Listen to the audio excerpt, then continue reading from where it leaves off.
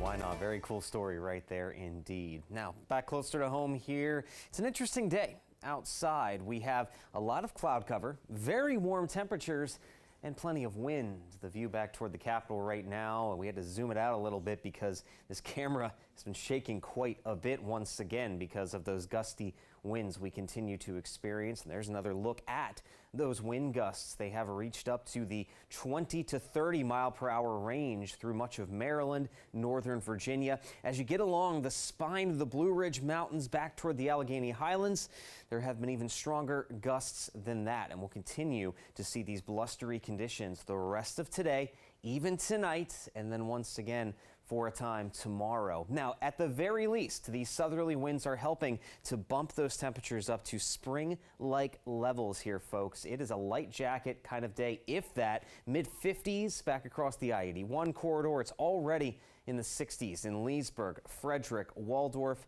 and down toward Culpeper and Fredericksburg as well. And we're pretty much going to continue on this run up into the 60s. And it's fairly cloudy even, despite the fact that we have those warm temperatures. There's not a lot of sunshine boosting up those readings as we watch a storm system pass by to our north and west. But notice how we're not experiencing all that much precipitation, pretty much none. As a matter of fact, all of that wet weather is pretty much pushed off to the north near the center of the storm that's over the Great Lakes. We are in the sweet spot here where we're not dealing with any soggy weather, just a lot of cloud cover, and that is going to continue to be one of the main trends for the rest of the day here.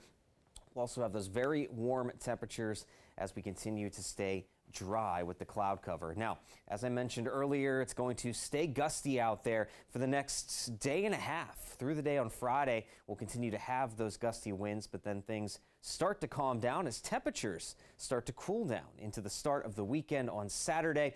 And then for Sunday, another system is going to move its way up the East Coast. It's going to bring some precipitation, but the question is just how cold is it going to be? That's going to play a key role. We'll talk about that here in a second. But as far as those wind speeds are concerned, there you see it right out of the south. We'll have those 15 to 25 mile per hour steady winds going through the day today into the night tonight. And even as the wind direction starts to change to be more out of the west, we will continue to have those breezy, if not gusty, winds into the day tomorrow at about the same clip at 15 to 25 miles an hour, with stronger gusts up to 30 to 35 miles an hour.